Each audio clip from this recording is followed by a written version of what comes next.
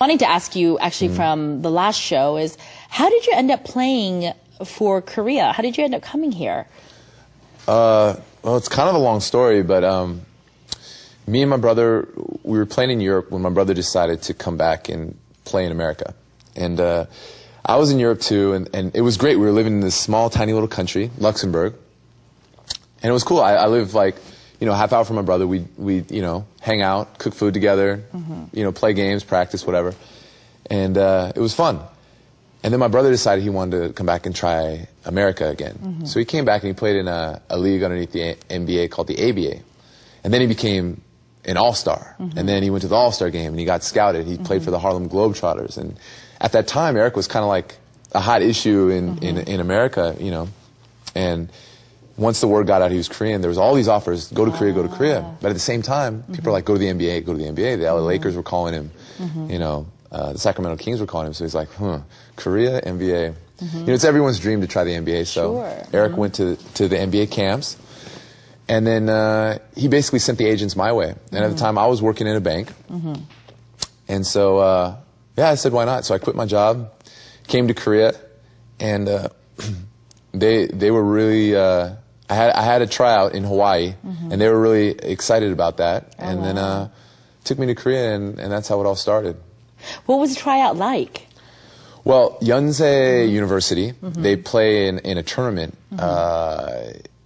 quite frequently, like, maybe every other year, in Hawaii, at BYU Hawaii. So they play against American college teams. And I went out, and at first they weren't playing me. I was like, well, I'm here on tryout. Why aren't you playing me? Yeah. And then finally they put me in like the half of a game. They were getting blown out. And then I came in and, I just worked hard and things went well, and they brought me to Korea.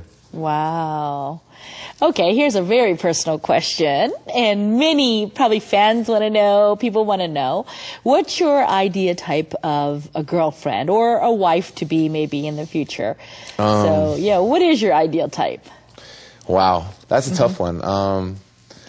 That was from one of our viewers. Yeah, it's funny when I came to Korea, people are like, "What's your style?" That's like a big question out here, and I don't really know. I've never really thought about it like that. I just think, if you have a good connection, and I think definitely with my lifestyle being a Korean basketball player, where for like basically 6 months out of the year, I'm with the team, and I might get one day off a month to go see my, if I'm married, have a wife or a girlfriend. Yeah.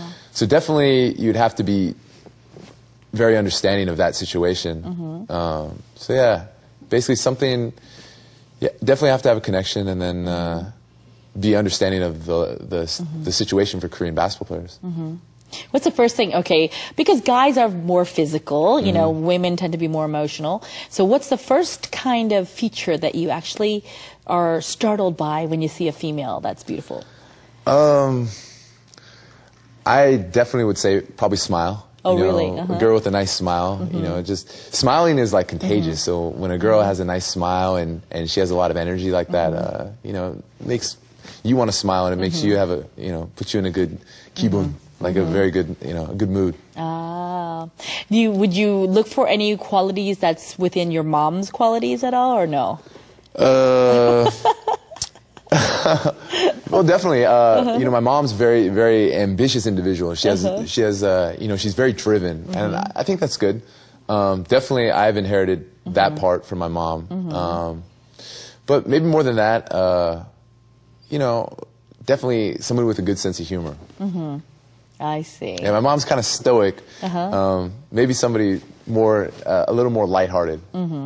Now, where would you want to actually live if you actually settled down and got married? Where would you actually, what country? That's a tough one too, because I'm a Korean citizen now. And I grew up in America. I've seen so many wonderful places. Matter of fact, me and my brother most recently went to Australia and went for a month on vacation there, and had a fabulous time, and I could definitely see myself living there. Oh, yeah. But yeah, wherever life takes me, really. I think I'll always have a connection to Korea. I'll always probably keep, a place out here and definitely spend time here, definitely every year. I mean, it's part of who I am now. Yeah. So actually now that you are actually a Korean citizen, when you travel abroad, you've got to go through the same process. Yeah, when I go to the States, I have to wait in the long line.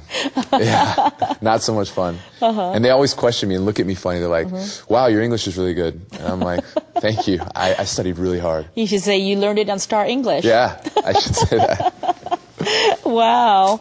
If basketball wasn't your thing, where do you think you would be at? What would you be doing? Well, if I hadn't come to Korea, I was actually about to quit my job anyways before I came to Korea. I got hired on at Boeing to be a financial analyst. Oh, wow. So that would have been my job definitely for a couple years had I not come to Korea. But, I don't know if I would have been doing that for very long. I don't know if that was something that's like I'm really passionate about. Definitely a good job. But I don't know if that's like my passion. Shoot, I don't know. Maybe I would have gone back to school. Actually, when I was thinking about going back to law school when I was in Korea, and things kind of, it was like, am I going to make it? Am I not going to make it? And I was kind of on the fence. I started looking into like taking the LSATs and stuff like that. But who knows? Yeah. I'm glad I am where I am.